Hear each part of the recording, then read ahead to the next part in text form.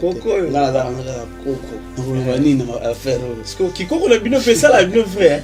Gouma be, c'est Coco azam vie. Parce que boba o bana ba Coco te za. Coco dans vie pe Coco monsko qui n'a rien mon Coco. Après on peut conseil. Parce que boba o bana ba Coco te, yeb sanga ya fo. Eloko na ngai moto asimba te.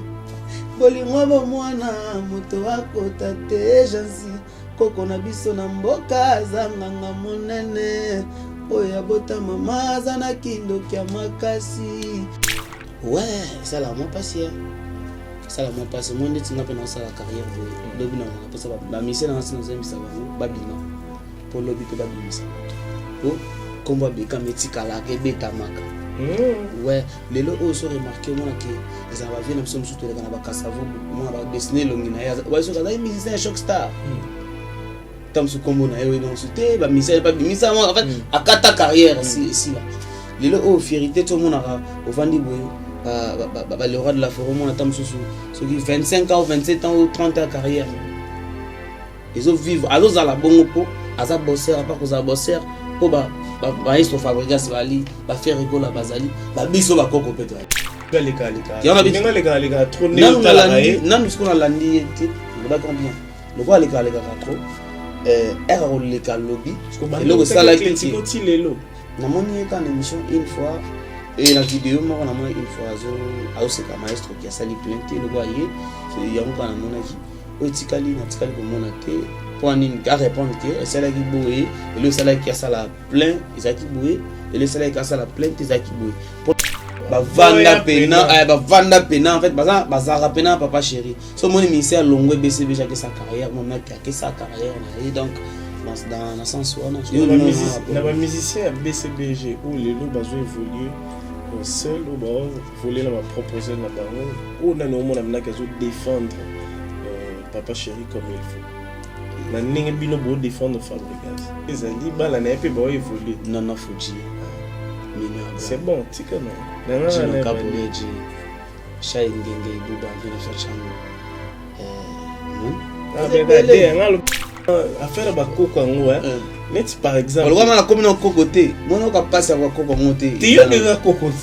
T'es bon on a Coco à le roi de la forêt. OK. Et bon, faut na comme appel na so na comme na place ba le roi de la forêt bali. T'es ba ki sakata na bino moya ba ki Coco ezala. Et ça la bien. Eh ça. Boye ba na apé que net bino bobo wala Coco. Il y a clan moro boye que clan mususu par exemple ba Coco ba ate. Est-ce que ils arrêtent beaucoup tani. Ils arrêtent nini. Batu ba yate. Obanda bango mabe. Obanda bango mabe. Invitation au la ardoise. Mais avec divin.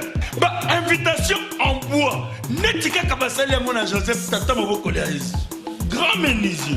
Bah invitation en carton. N'a pas follow lango. Jardin de Dieu. Invitation à boy. Bon moi mon colo fait tilata mabe. Maison divine. À Bossa Libinoté. À Tchelibinoté promotion. Angolais à Pamba. Maison divine. Vous êtes trop amoureux du pays. Wow! Given! Vous exagérez. On n'aime pas le pays comme ça. On n'aime pas le pays comme ça. Congolais solo. La musique est l'art de combiner le son d'une manière agréable à l'oreille. Chers téléspectateurs, vous êtes tout le temps habitués à écouter la bonne musique à travers nos émissions, à travers la chaîne Congo SC officielle plus télévision. Aujourd'hui, chers téléspectateurs, on va recevoir une étoile de la musique congolaise qui fait aujourd'hui la fierté de la musique congolaise. Aujourd'hui, quand on parle des étoiles montantes, son nom aussi fait partie parmi les étoiles montantes de la musique congolaise. Je rappelle à tout le monde, aujourd'hui, il y a une chanson qui est disponible dans toutes les plateformes de téléchargement qui s'intitule Intouchable, qui a totalisé déjà 29K. Donc, allez-y, consommez cette chanson qui était disponible depuis le 12 décembre 2022 dans toutes les plateformes de téléchargement. Et puis, je rappelle à tout le monde que le générique, la fête qui était déjà disponible il y a cela un mois, qui totalise déjà 73K. Allez-y, consommez cette chanson. C'est important, c'est une chanson dansante de l'artiste Patrick Beckham, Lady Maître. On va essayer de s'échanger avec lui à travers cet entretien. Et puis je rappelle à tout le monde que l'artiste sera à Luanda bientôt. Il a des dates qui est officieusement, ça sera à Luanda, parce que les Angolais, préparez-vous, parce que l'artiste Beckham sera avec vous le 8 mars 2023 à Atlético. Ça sera pour une première fois. L'artiste viendra pour fracasser, faire la musique, et puis c'est le moment déjà de consommer ces projets qui sont disponibles dans toutes les plateformes de téléchargement. Le 11 mars, l'artiste va prester chez La Référence 6 sur 6. C'est toujours à Luanda. Et puis je rappelle à tout le monde, le producteur de cet événement s'appelle Dr Matoubakana. Donc un grand producteur de l'autre côté. Donc nous sommes fiers de lui. C'est la deuxième fois qu'il va produire l'artiste Patrick Beckham. À travers cette émission, vous allez comprendre que l'artiste a les dons de chanter, il a la maîtrise de la musique. On va essayer de s'échanger parce qu'il a un grand projet qu'il est en train de préparer. Vous êtes abonné dans cette chaîne Congo Sengo. Allez-y, s'abonner aussi chez Patrick Beckham TV sur YouTube et puis sur Facebook. Abonnez-vous massivement, c'est important. C'est une manière de soutenir les artistes de la République démocratique du Congo. Nous sommes dans la ville province de Kinshasa, la République démocratique du Congo. Je suis Jean-Sylvain Wonda, attitude égale respect. Je salue Patrick Beckham affectueusement, qui est notre invité d'aujourd'hui. Patrick Beckham, bonjour. Bonjour, Glodiak. Et Jean-Sylvain Wonda, bonjour. Bonne année, na batuto bazo baolanda biso ero na bapalin. Nabi ke Congo Sengo et talama partout. Ngamona pe fan na mo bani des fois te na palin. Jean-Sylvain Wonda. Le plaisir est partagé. À part ça, bonne santé, bon mouvement. Ouais, ça va, santé ça va, santé ça va. Mouvement pour équipe d'avenir. Ouais. Les chanceux du village, en tout cas, tout ça bien. Tout ça vraiment bien. Donc tout le monde les là ya c'est qui na risque pour tout ça parce que sur les cas pas battre. Donc faut les cas sur les cambars le bezali. J'ose croire maintenant à la Bissau, ils sont très scotchés, très contents de suivre cet entretien. Patrick Beckham 2022. Quels sont les souvenirs impérissables, tout inoubliables, Oyoko Bosanate dans la carrière musicale là? En tout cas, 2022, ceux qui n'ont pas makambo na Bosanate, ils ont affection, amour, fanatique qui est la bonne musique, parce que ça a confiance, la fidélité, il y a des artistes qui ont plaisir. Donc ceux qui les na zo voyager za grâce na bango so lelo oyo musique na nga ya mona leki na yo ki na kwa mo boy za grâce na bango. Donc voilà. Est-ce que la 2022 ezali na eloko o PCP lisaki yote oyo ti lelo parfois quand tu es seul au réseau na ngo o mitunaka pourquoi esalama pourquoi ekomaki? Ouais, ekoko zangati mais préféré na garder un kaka parce que c'est le bien est important. Voilà. Tu m'as battu pour baotala yo ba ko compatir na yo ensemble parce que ça peut na ba chagrin mususu ou parfois ils ont la carte na biso quand tu l'exposes ça peut na ba professionnel na ba domaine mususu ou peut ba ko aider. Ouais, on a raté visa États-Unis. Oh, il y aura ta visa États-Unis, tous les visa États-Unis. Na goza sima na rata no. Ah, vous avez refi. Na beta développer. Ça dit na rate visa. Na zote. Au beti DV. DV mutunyo so a tantara yango dans les arana bato. O tante mena nini? O beta na kati no ebida kine na boye na zozo. E o telemi bo bakango photo nchoka. Ebi kine na na obaka bo.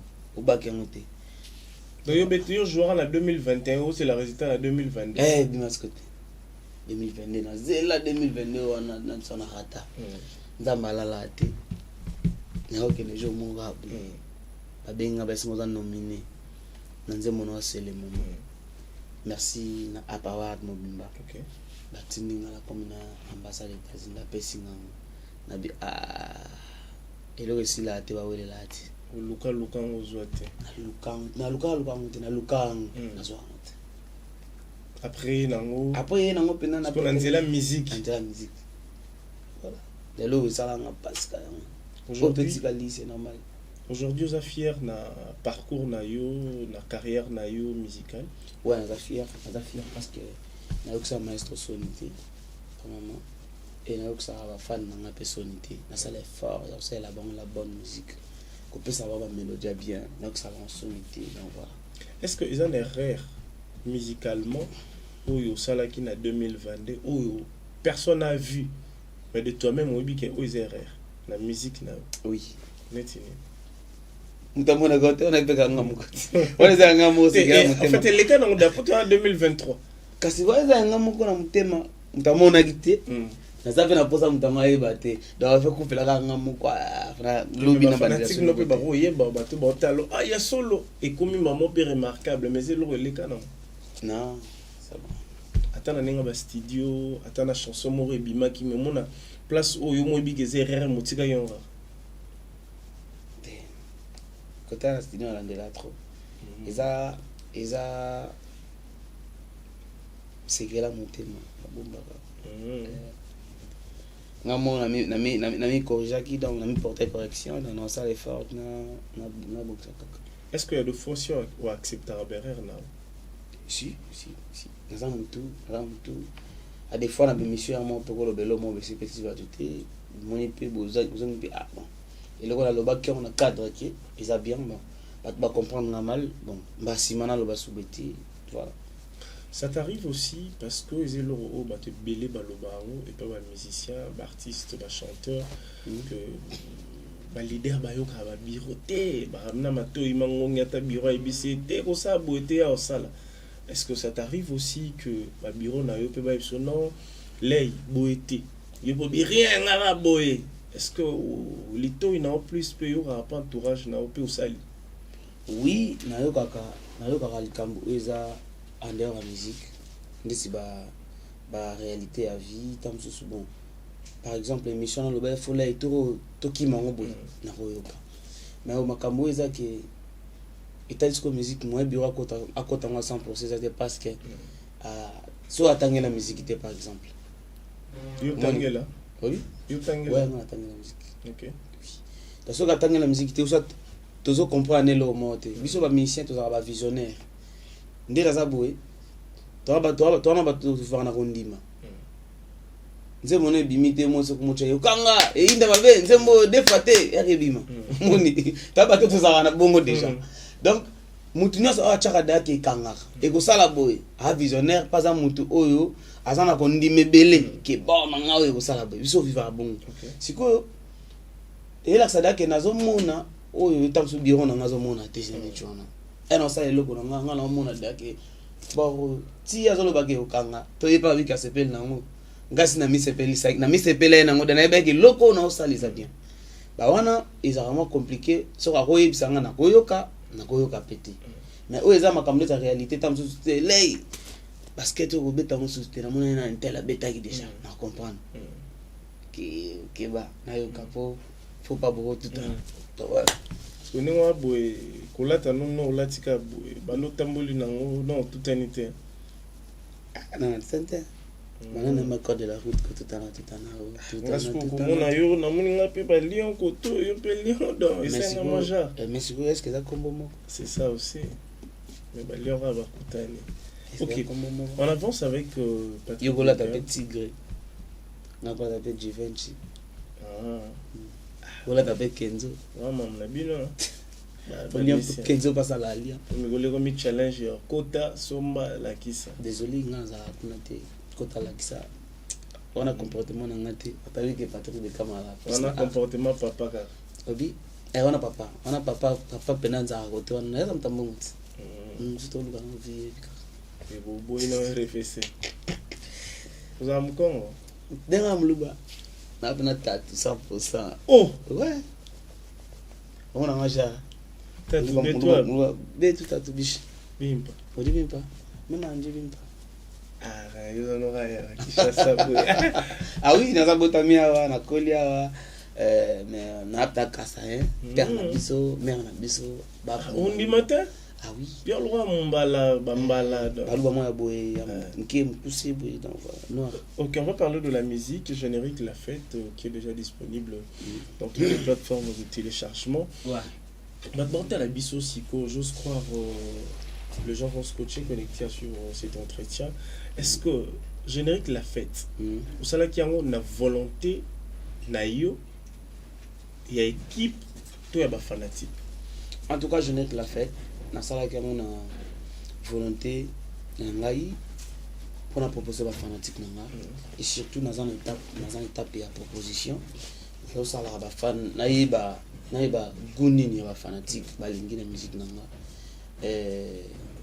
Donc voilà, ça qui on a goût mais na ba fanatique na on est ba chancer na nga ba za tout on a ba on a les paniers et ba chancer na nga tout ba o ba za na répétition ba valider qui déjà yango et ba qui ningi ba valider bongo mais avec que petit peuple ba tout va tikali ba ko zo na bango.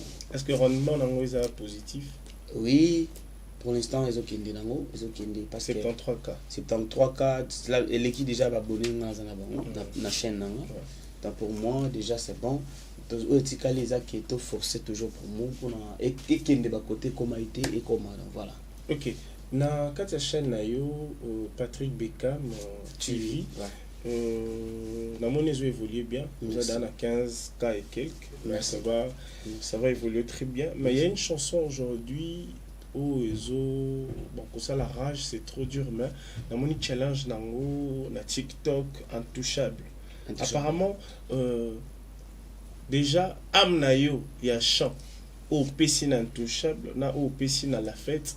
Donc, au moins, il y a des différences. Tu es dans ton assiette quand tu fais la rumba, quand tu chantes. À mon niveau, évolution au Kedana 29K, ça évolue déjà, ils sont disponibles depuis le 12 décembre. Donc, rendement intouchable. Est-ce que challenge est intouchable dans la fête? Plus aux banani trop. C'est compliqué non il y a la fête. Il y a la fête nazo za la félicitation. En fait la fête na côté na po o na ça il a raté. Nazo za na yango ba félicitation pe ba courage na yebi susuki na yebi ki lobi na kosala susuko le kawana. Voilà. Donc histoire ba comprendre que Patrick Beckham to abini suma boya sale suboya. Tout le bel histoire où ils ont projet disponible Calamingité. Est-ce que l'histoire contiendra 36 titres? Est-ce que au Kende au-delà ou bien aux Arabes jeu de 12? Ah, l'histoire est là comme à 15 titres. Comme à 15 titres. L'histoire n'est pas nationale, on a battu rebellé na kosuka na ba 10 ou 12. Na suka na parce que il faut nous avoir moins de temps, une année et demie, on sera promotion album ou 2 ans. Donc on linga penza nzembo moko ils appellent tanango ba fanatique ba découvrir yango ba découvrir pe Patrick Beckham na bato ba ebieti donc na linga ça ba titre belé donc voilà. Est-ce que la chanson Intouchable les a tiré dans l'album Histoire? Non, Intouchable la fête les a juste un cadeau il y a fête. Mais nde nazomona ngo ndire na kokotsa ngo kuna parce que na yeba ipete ke na embe bongo na vandinga mona ko moyoka ngamuna embe yango en tout cas ils batba attend le consommant et après toyeba nto sala.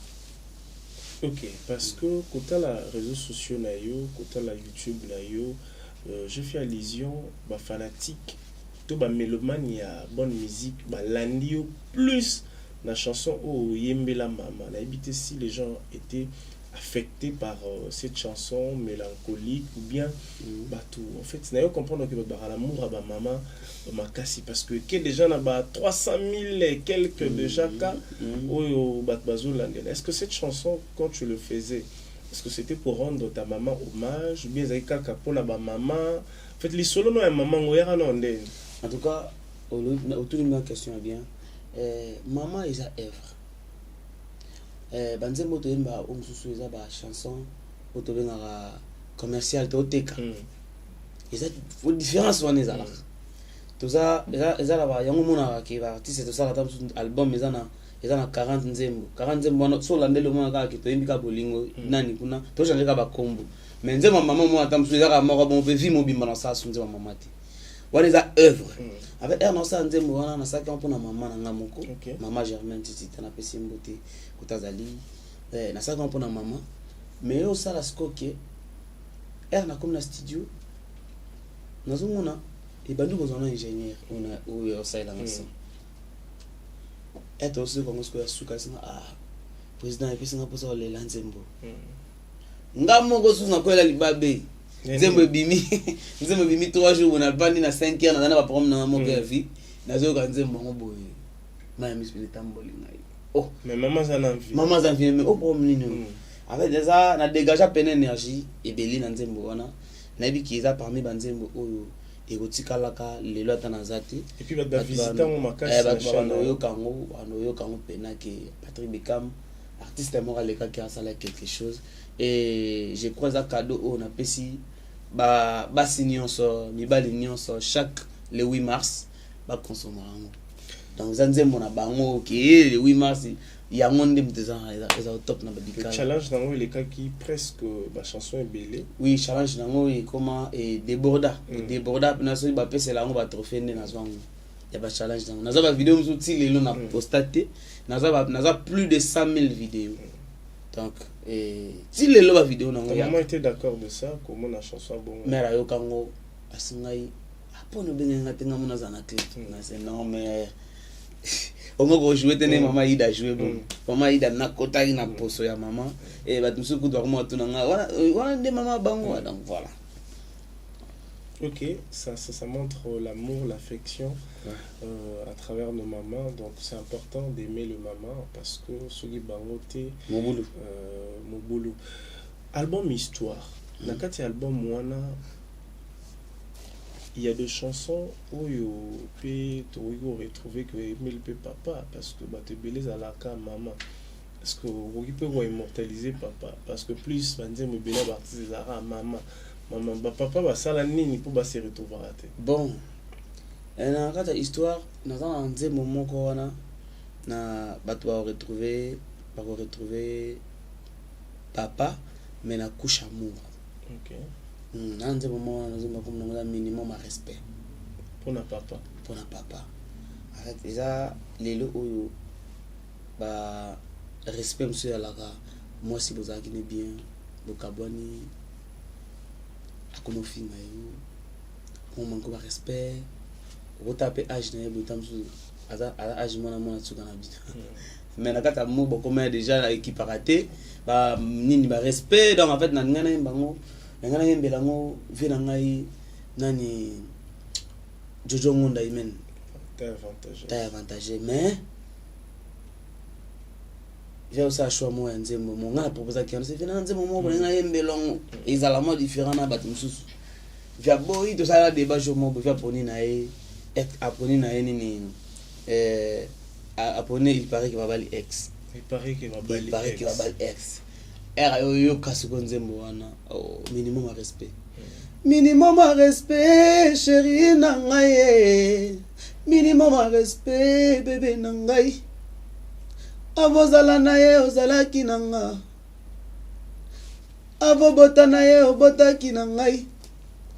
Minimum de respect, atana pesi mbote ya mbaka. Minimum de respect, bébé nangaye. Avokoma naye outaki yawe.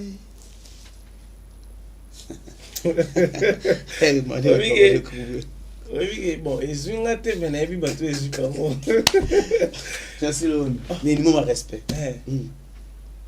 Avant que nous arrivions, parce que ça a battu le béni. Soso ata komi mukolo yebi bien kauta na maki. Oyo sali lokola kameleon. Oyo belongi ya mama na ete. Soi-disant, na monisa ko pasi avant tolingana.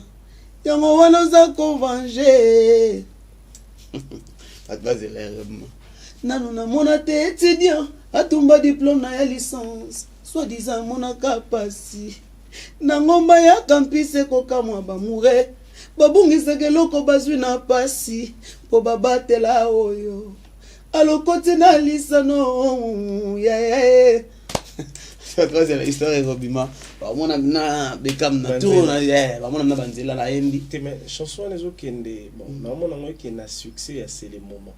Parce que ça un message déjà où il faut captiver Batou et ça fait des sociétés, ça la réalité, j'ose croire Yannick Bongondo. Bon c'est que chacun son ex préféré. Siko kasi yango na zonga yo par rapport à ba ex wana. Chacun son ex préféré. Tout na ex.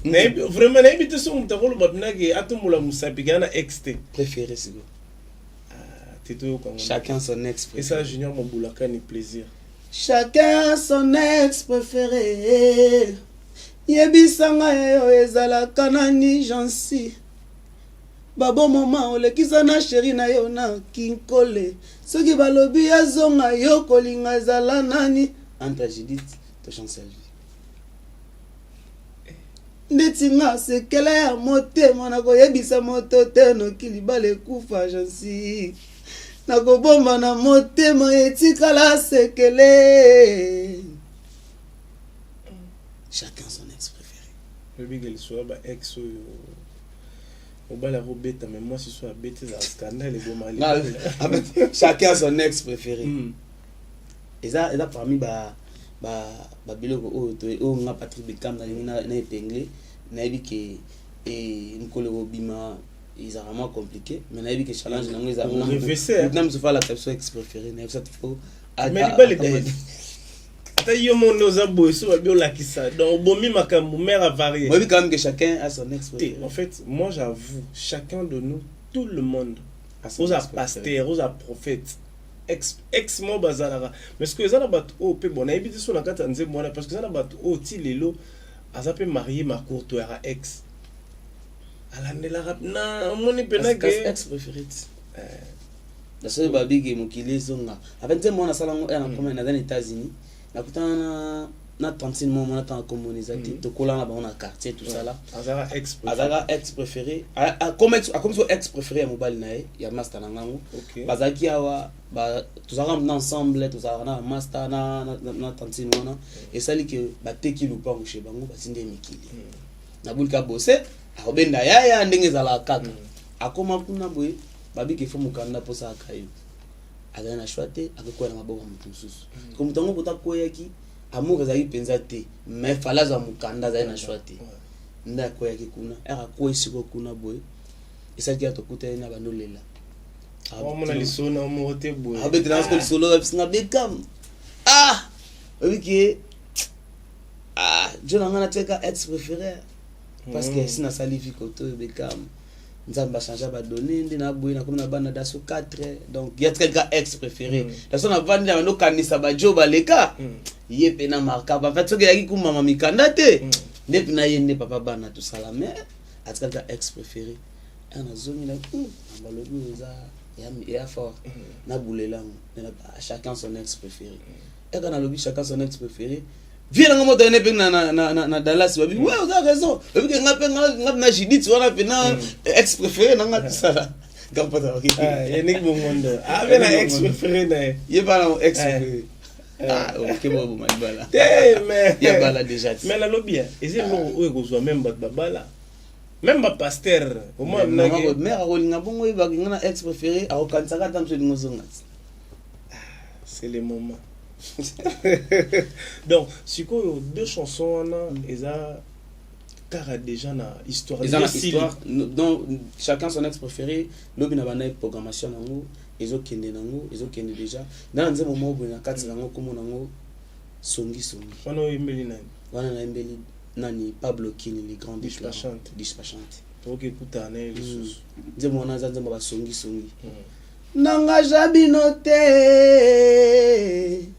po bolandelela nga bolingo na ngai nini yango nanu bomona te mobali kitoko pe mbongo basi balandaka ye yanga plus yaza exceptionnel bolingo wayebi yango bien na mbongo pe ya sololaka bien ata omone na mosusu na nzela lekano monano kaka meko yebisa ngai te nalingaka ye bongo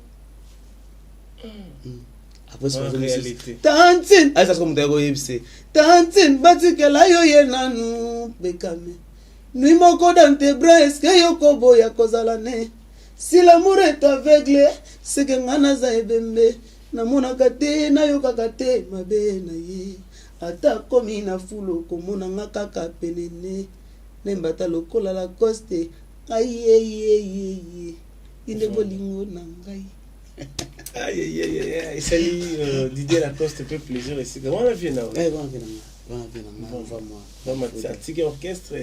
C'est orchestre. Na moni vient na bande na le roi de la forêt. Na lui acheter chef de famille. Nalinga na lo na likamote. Mais yo sindiki kaka. Voilà bien avec na beta na orchestre. Na beta na orchestre na 2010. Donc voilà, beta na 2010 2011 ça ba 2 ans voilà. Elle a longué pas jet set pas président Ferrigo là les gars qui wana après air maestro sali light music na kende na ngaya sigo qui perd des familles on a eu d'accord na bon wana kwa koko na biso mtalobi koko ndem tabota bango ngala za koko ngala nini na affaire sigo kikoko na bino pesa la bino frère guma be c'est koko aza envie sigo boba o ba na ba koko teza na koko na envie pe koko ngosko ke na ya mo mona koko après pe conseil sigo boba o ba na ba koko te yebsanga ya fo bato bana na ba koko te déjà mutu poza na koko za mapasi est-ce que bato bazana na ba koko te tu vas se faire baluka ba koko sigo ils ont la douleur pe ouais ça la moi passer ça la moi passer moi ndeti nga pe na ça la carrière boy lobi na na posa ba mise na sino zembisa bango babima po lobi pe babimisa bato po komba beka metika la ke beta maka ouais lelo o so remarquer moi que ils en va venir na mso to le kana ba kasavo moi ba dessiner longina ya ouais so kaza musicien shock star tamsu kombo na yewe on souté ba mise pas bimisa moi en fait akata carrière ici là lelo o fierté tout le monde a au vandi boy le roi de la forêt mon attend sous ceux qui 25 ans 27 ans ou 30 ans de carrière ils ont vivre alors à la bonne po aza bosser à part cause bosser po ba histo fabrigas bali ba faire rigolo la bazali ba biso ba koko peto ali parce que neti ba o neti par exemple que appelle la combo à la succès mais avant ba koko te c'est que katana ka bon bon on a évité on a évité je sais pas problème parce que na yeba non moi affaire ba koko ngo neti par exemple on va comme na koko te moi on ka passer kwa koko ngote te yo de koko te bon on a koko le roi de la forêt OK et bon faut na comme appeler na so na comme na ba place ba le roi de la forêt bali te ba kisakata na bino moya ba kikoko ezalaka et ça va bien et ça boye bana apé que neti bino bobo ba koko il y a clan moro boye que clan mususu par exemple ba koko ba ate est-ce que ils arrêtent beaucoup tani ils arrêtent nini ils arrêtent bien wana naza koko te wana kuna naza papa wana kuna naza papa et ndetinga et ça ira bien OK pas le roi de la forêt pas koko na bino ba koto sans audience parce que so que tam pas moto mususu o bouler gaza koko bo tam so ya yebino ayebi koko mote c'est compliqué ayebi koko ya ndekone mususu te c'est compliqué ngai pardon te question on a histoire ezo ya na kobeta na ciné Atlantique le 8 mars tu vois c'est toujours ya respect profondément na lobby boy wana na to solango moni siko mama ba koko oyo ezokepe mabe ezokepe bien parce que na ba orchestre musiko panzana pour na faire ba koko parce que koyoka neti yo obenga quadra net Koffi Olomide ngai na kobengi na faire ma kobengi koko pe po anaza la trop na maestro na kobengi koko maestro beta punate Koffi Olomide azala pe na ba wenge ba nane tout ça kasi na ba wenga zaki wana zaki vie na bango azali papa kulutu maestro lo bango azali papa kulutu pas maestro azaki père parce que papa kulutu azana bana yenenga lobi ana bana mais akomi na posa ya ba koko parce que tant azomona bino ezo déranger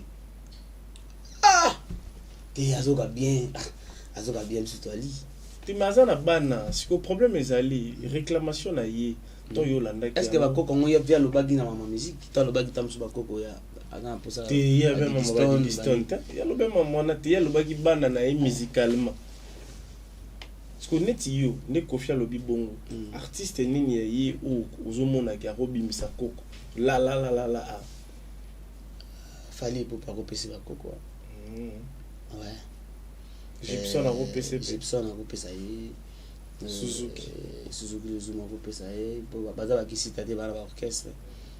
Et donc voilà. Sam Chintope a repesé Savané de Pucho.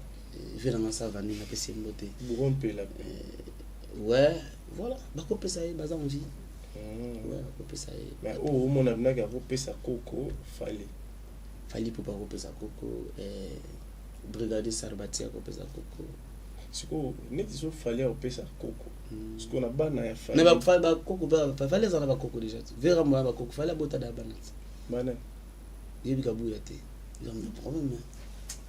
Qu'est-ce qu'on vient le boya? Il y a les gens ba Coco o net ba bino bo briller. J'en sais pas où mais la fenêtre pardon. Peut-être ça la musique. Quand on a bien musique te pour pas couler. Il y a le gars là ça bino ba Coco bo briller. Il y a pas o ba briller. Mais c'est pas fallait. Ce qui n'a pas na fallait. Artiste nini au monde qui soit bimi à go briller. Ça bimi à go briller. Bon yango yebana raté. Les artistes mususu bazara pe munoko bazara na orchestre ça peut succès. Abimi bo épée bo carrière est comme compliqué. On est en réalité automatiquement mon amour même parce que fondé pendant mais ça ça succès fort dans orchestre na bango. Abimi bo carrière est compliqué. Musique eza foye bango pe faire la penza ya pona yo pour ça la carrière solo et ça aventure te ya moment na sepela air mona ba vena biso ba ki benz ba vana na bango et ça passe maman ne va vendre ba vanda na bon calme na non avant ma sa carrière on est bien ça la carrière ça n'est pas featuring tout ça n'est featuring en moment mbaki TikTok ils ont qui bien dans dans quelques cas déjà ils ont qui est vraiment bien donc voilà souvent au bagi nana ça ba artiste BCBG ba ça non dans le bi na sepela na fidélité na bango pour bango pena ba donc ba vanda pena en fait bazara pena papa chéri so mon ministère longwe BCB que sa carrière mon mec que sa carrière et donc dans le sens où na ba musicien à BCBG où les lots bazo évoluer seul ou voler la proposer na bango ou na no mona na kazo défendre papa chéri comme il faut na ningi bino bo défendre Fabregas BCB t'es mort va t'es mort to kanga sur parenthèse bon problème t'es mort to kanga to de kana biso na bon problème j'en sais pas hein comme mon kaka bon décassi pour oui comme belé plus réel na bon problème moko kuto lobi na tangi te kumba mona de bon na fata yo mon papa chéri talope boa mona pena ke yo ko sympathie ali bala na pe ba évoluer non fuji mignon Abraham c'est bon tika non na caporeji Shai ngenge ibuba vient de faire chango mon ngalo bena de mais yo lexi bon ya nso ki moko na tangi te comme na mona de problème tangi le sko 4 toujours évolué avec Patrick Beckham nous Ndembika je te salue affectueusement Ndem et cosmétique dans la commune de Bondalunga. On va parler maintenant de Atlético. Pour une première Patrick Beckham a joué avec ses propres ailes dans l'équipe naïe. Ouais. Mais avec Fabregas déjà au Presta. Ouais. Comment la séance où yo tout vent où yo ya Atlético nenge kenda qui pas ba bandeko na yo omona yo non ndeni non c'était bien bien ça bon bien ça non ndeni na nenga concert bien na ba concert ezaka son bien lumière bien spectacle bien ouais makambo na bien na ba Atlético cho betama concert ni omona bien on a bien bien oui artiste et tout va bien mais on a mikolo na s'appelle la moda qui est maestro ou tu peux suka na s'appelle parce que na mona qui nani frère na bisona nani on a na mikolo ta nyongo ya musabu na dolele mabe ya musabu na olele mabe en tout cas courage na frère Chomi Netka ayekutu déjà c'est bon coach voilà c'est qu'on a bien mais autotikali il y a Isaac bien, héritier Watana Babeta Kitoko, c'est bon. Donc yo net yo autant comme héritier normal. Fana tango anormal. T'es na tout nika. Très bien, sans problème. Non ça. T'es étonnant. Parce que yo bien au yo linga ya athlétique on a yo fait andel. Ngai. Bon ngana lingina il aura les bosso na Luanda ba. Eza première fois na beta signé Atlantico. Il fait andel. Na yangai na lingi batubaya na ba ko découvrir eza vraiment ba cadeau. Donc on va plein, yo lingi plein. Non ngana beta musique on a plein té. Ngana beta musique non po et ça na boulot ngana ebi. Ça la na musique. Plein la réalité, on a besoin de le plein. Ce qu'on a fait belé, tu peux faire plein. Ceux qui osent comment je peux dire, producteur à Zobé Chayo, à communication, comme ça la non. Ma cabine est politique, ça la plainte. Benga kuna mapesa ba nini desa kuna boya bo matana bis ba ba tondi plein. Ba plein à bon ozali. Ba plein à batu ba et puis ba yo ka la bonne musique et ça la rappelle.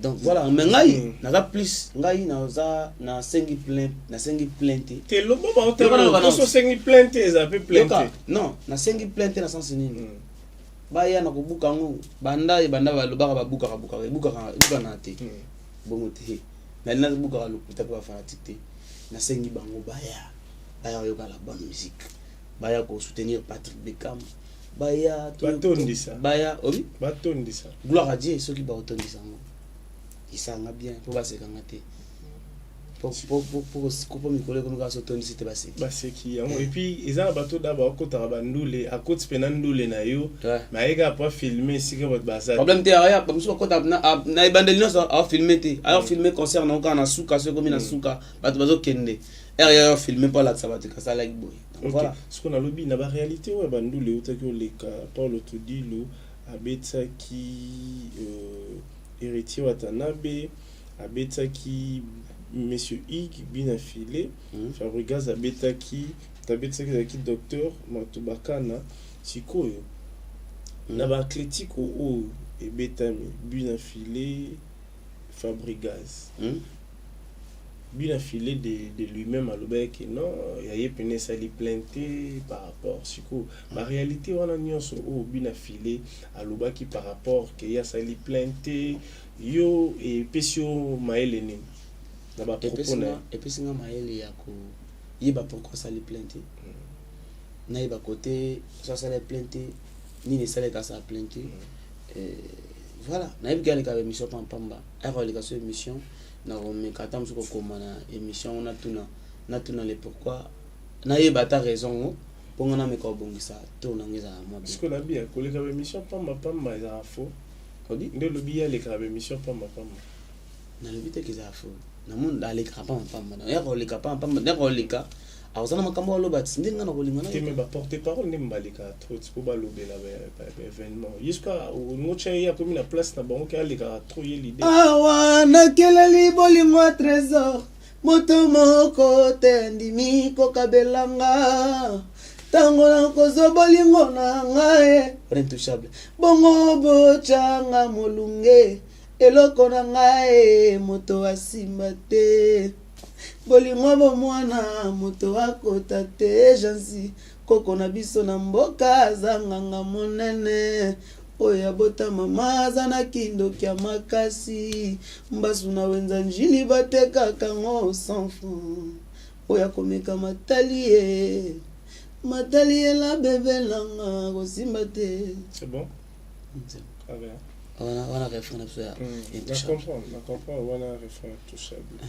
siko monsieur Ig na bete bon ma place ni yo côté négatif na positif ou yo récupérer pour et permettre yo pe na producteur na yo ba quoi comme sous ces alaté là je sais pas parce que na une chose parce que le gars les gars trop né au travail non ce qu'on a landi était on va bien le gars les gars trop erreur les gars lobby et le ça la critique lelo na moni quand émission une fois et la vidéo moi na une fois azo c'est comme maestro qui a sali plainte le gars y c'est y a mon kana monaki o tikali na tikali ko monate pour à répondre que c'est là qui boué et le salaire qui a ça la plein et qui boué et le salaire qui a ça la plein et qui boué pour nous comprendre na bana sani mais na yebiki na amour ba fanatique na nga balinga nga ya ngola na ba mélomane tu la bonne musique et na ko supplier bango kaka baya kutana artiste na bango jeune ou bazaka kugeite poto kanga parenthèse wana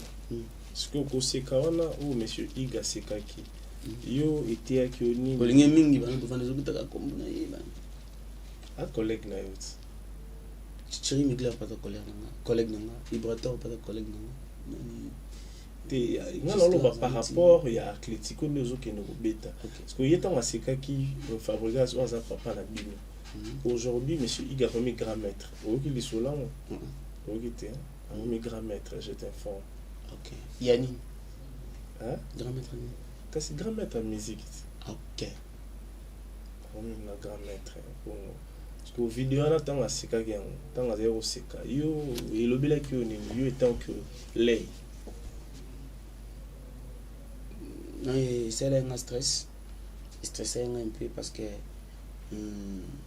dans la scope côté ba bon souvenir tu vois c'est un frère Otozaki na Angola mo asuka to kenda ku tozaki mbeto moko na ba séjour tout ça là qui mbeto moko to sera ensemble ça qui choqué le week ya na zu boy si on appelle na zu boy parce que mtameme biso ngo za Fabregas dans mutu asala ki ngana to kutana to koma to yebana na musique c'est Fabregas côté la siko makambo pe tona sur la bien que pour orchestre na biso de tout ça boy oh non orchestre na biso na so na père na biso faut bosser fort faut batali banda ba sentir ce que côté la mama bongo lobby e komi boy ninga ka oseka bongo pour moi et ça là ça e bang ça na component mimi pe na bien te et ba yo sekara mais na ninga se non nga sekara non c'est pas raté plus sérieux dans la TVT non tout ça batu toi bandoli c'était surtout toi aussi na toi ça musisa wenge et tobi 12 ndeza la tu peux rigoler mais nako comme nako laksa batu teke et le moment nako sepela pété ah oui que ça ma belle il est entre nous c'est fini concert à Fabregas dans Atlético Ozaki récite échec ils récite pour moi OK voilà. En avance, on va parler de votre Atlético. Quelles sont les stratégies pour déjà boucher en place pour cet événement? Est-ce qu'on a miné tourner tous en awa? Tu dis qu'il y a les ans en mars. Ouais. Est-ce que batunayo, staff nayo, est-ce que le rendement, et vidéo, tout et feedback, est-ce que ils ont nini? Ouais, ils ok bien. Pour l'instant, ils ok bien. Ils ok vraiment bien. Bazo benanga, ça va. Tous mobilisés kaka to banda qui promotion déjà fait na marketing déjà bien en vente déjà ba billet pesa déjà en vente déjà bazo teka déjà prévente déjà ils a déjà ba bandi déjà donc ils a ba soit talika affiche ils a ba réservé déjà bazo donc voilà ils ok nango bien nazo supplier bango ka ba ya pardon boya ba seranga te les 9 baseka banani pour yo baseka ote baya pardon c'est vraiment bien pardon boy Atlético maman bangise a qu'est-ce que bilo yo beto madada oui pardon oh nana ko mo master nga mo be ai voye ya lo bakabu pardon pardon na beta lobby boya pardon ba c'est ngai s'il vous plaît faut venir nous yo banen boseka obi yo banen boseka ba ini ngai orienga mabe ene bon c'est la vidéo pe boya pardon nana bo vidéo na nga ya pib na nga kaka pardon boya pardon ba c'est nga le 9 OK à part le 9 vous appelez dans le 11 mars na la référence on a pesara na compte il y a même producteur docteur Matubaka na ira mtawetanga et donc voilà alignement makasi ya yimda. Et en tout cas, ouais, azo se retrouver parce que ce gars se retrouver té na ndimi na ngate ki akolinga betanga susu les jours na beta des concerts na 600 kanga bisaka na zonga kim producteur mususu aya pa na ye asombanga na maboko azong se na mbonga ba visa ouais Paolo Tudilo asala ngo pa na ye azonga na maboko na zong se mbonga ba visa na ye ba dépense na ye azong se la ye donc a perdati yango ayobetsanga susu en tout cas aza parmi oyo mo ebsanga bikambo za artiste liboso banana bandisi ko betisa oyo mbongo nanga ezongi voilà yango moni lelo esali ke asinisenga salle mususu munene po ayebike ekotaki voilà. Aucun orchestre mobimba tout. Ouais, aucun orchestre mobimba si tout va bien bat ba mon un orchestre aucun délégation ndé na voyage quand on va concert en Afrique donc voilà. Yo l'avion bon ba na bus bon non ça l'effort na tokina quelqu'un avion quelqu'un ni pour na comme liboso na bango pour la communication donc voilà pour la conférence de presse yo kenna liboso on a kenna liboso pardon pena pardon ba ya boya ko soutenir na bino sinon ba sera les neuf mais na lobi boy oye ngolo bila pardon vraiment pardon pena pego bande ngona ngai dans na été en portugais na rolo bandeni DJ Diamant mobiliser vraiment bato pardon pena pardon ça langue pardon ba pardon banzele la répétition hier constant oyo bato belé basalaki apparemment là où tu répétais avant vous aurez sauté au commande à la place mais apparemment il y a une étoile aussi montante oyo a commis pour répéter on habité sur au courant non je sais pas au courant un artiste Géro Star vous voyez bien Géro Star t'es invité là aza leader to musicien ya moto a commis leader ok après dans nzemne mon na TikTok maman pe apparemment maman vraiment ok nzemma maman raté ah bonne chance ceux qui aza na boy na zo ebité mais ceux qui voilà c'est une vidéo sur nzemoni na boy bae ceux qui va vraiment répéter pembe nanga eza makamba bien pour nanga et donc c'est bon nani pas qui hier wana pe ayi projet nango artiste nango a outé pas bien affilé ok c'est bien donc hier tu n'es bien affilé qui où va guetter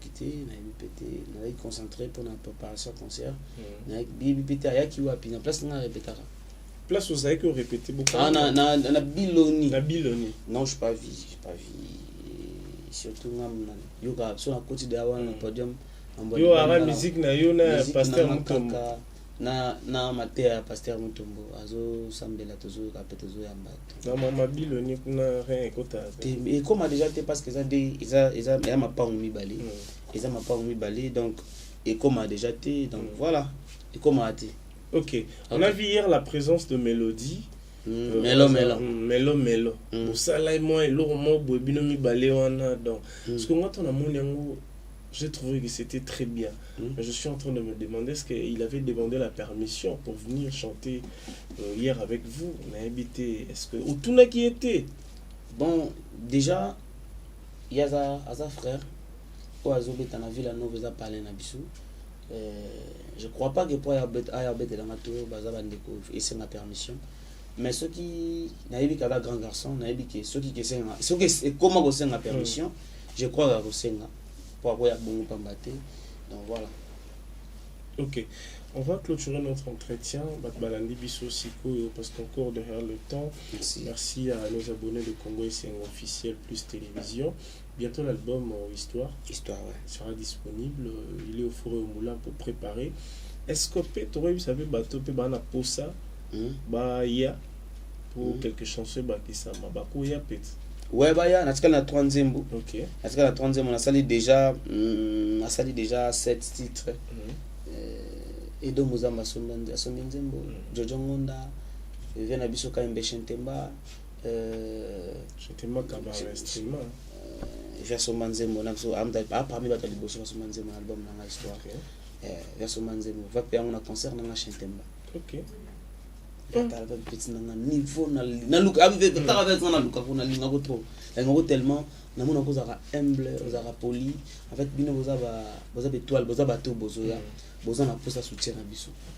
C'est important Kaimbe Shentemba Berado Prince des Amonda Ananzembo Edo Muzamba pas Anzembo Pablo Kini ananzembo chante donc banzembo batsombi da banzembo album pena to ke pena da musica na salle pena quelques clips les États-Unis na salle clip ya Kaimbe Temba là si tout va bien les premiers na au Turquie na okende pe retourner ouais na kinga moko vite fait pour 5-6 jours donc voilà. Ok, j'ose croire les gens ont compris. Si vous avez besoin Bayem Babino et à solo par site étoile, n'hésitez pas à contacter le bureau, à contacter l'artiste, c'est important parce qu'on a besoin de bâtir un pays plus beau qu'avant. Voilà, il faut battre ça parce que les étoiles montantes, il faut battre Bayemba bango kala net bavien la somida. Pourquoi pas les lopé Patrick Bekam Mayo, c'est important. Par exemple, ne belé ou Bayemba bango kala, il faut mise à jour Moro Salama, c'est important. C'est un plaisir d'être avec lui aujourd'hui et puis je rappelle à tout le monde Bangolais na bangolaise. L'artiste sera à Luanda. Ok, na mars, na mars. Mars, ouais, ok. Si tout va bien, on va voir le premier ou les deux. Nous allons na Luanda. Luanda. Bah tout va fan, na tout va bien tout ça la caca. Pardon penza. Ouais, on s'en aille, pardon. So, bah on a fait bon aéroport na. Pardon penza, ouais, on s'en aille. C'est une complication le cœur de rien. Ouais, on pardon. Non, rien. Je n'ai pas China liquide. Master na machine liquide. Bah on a sinon pour dire que rien. Bien on a pas comme moi bon ça photo ka on bien pour le bon a cessé. Donc pardon pena. Pardon pena. Bah Luanda boya pena boya zo. Il va arriver les 2 le 3 na Luanda wana na aéroport na Bino boya belé massivement parce que jusque là ba date où il bani officiellement c'est à Patrick Bekam parce que Fali déjà va jouer tout à l'heure bientôt. Na Luanda et puis au mois de mars anglais j'avais tellement déjà il y a 5 pardon tu vas pardon ça na biso pardon ça yo to bino pardon ça na biso bino na bana pardon qu'est-ce pardon ça na biso qu'est-ce que na ba ya bino siko na banani bato basenga pardon laisse tomber laisse tomber en tout cas pour aller monsieur Sili ici te pardon si vous te bata pardon moi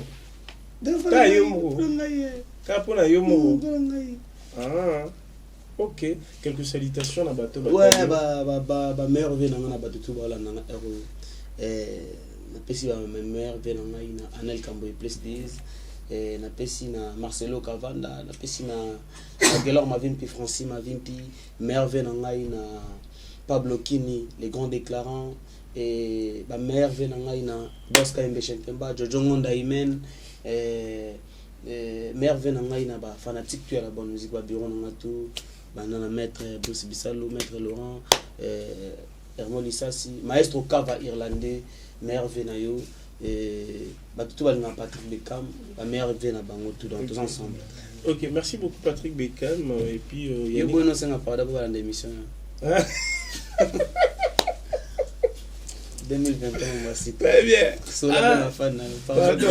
pardon bon partage en fait puisque on va téti en fait on pardon comment pas donc bon partageons s'il vous plaît pardon déjà s'il vous plaît donc par respect s'il vous plaît pena vous partagez en haut mais Yannick Bongondo pa lobby na Luanda merci Yannick Bongondo ça bien tout en na nini wana il faut en VIP na VIP na VIP tout ça là faut pardon père Yannick Bongondo pardon père Yannick Bongondo pardon nous les VIP tu peux pour caméra tambolé oser déjà biso totindelo oser aya a filmer aya au sala bien aya a filmer a filmer déjà bien. OK, merci beaucoup. Si j'ai le temps je serai à Luanda si Dieu fait grâce, nous allons pour accompagner c'est important. Donc voilà, c'est un plaisir de recevoir Patrick Bekam. Merci à son équipe. Kanish Naya. Ouais, il y a pas Palin, Babota déjà, il y a pas Palin, il y a ka aux anomos pas de problème. Deuxième fois dans l'émission là dans Kanish. Problème t'es bazar on a parlé. Pardon pour nous Kanish. Naomi Azali Naomi na Voxy, Bami Bali au Ponara Moko. Iget n'était que déjà. Vous êtes où Iget? Bon ba kuma batu bon nde ni fuma Pour nous appeler le barat, pardon. Non, ça va. Ça va. On se voit prochainement, chers téléspectateurs, sur Congo et c'est officiel, plus télévision. Merci à Patrick Beckham d'avoir accepté notre invitation. Tonton Clovis Filpa, je te salue affectueusement. Il y a Maman Doris Filpa, sans oublier le patron de Given, M. Guilain Filpa. On se voit prochainement. Ngoli Kibonge, les Tongo Lago. Batubayate, Obanda Bango Mabe. Obanda Bango Mabe. Invitation au la ardoise. Mais avec Given, invitation en bois. Netika Kabasali à mon Joseph Tata Moboko Léaïs. Grand menuisier. Invitation en carton. N'a pas follow le lango. Jardin de Dieu. Invitation à boy. Bon, moi, mon colo fait il a ta mabé. Maison Given. À Bossa Libinoté. À Tchelibinoté promotion. Congolais à Pamba. Maison Given. Balingamboka Boété. Vous êtes trop amoureux du pays. Wow!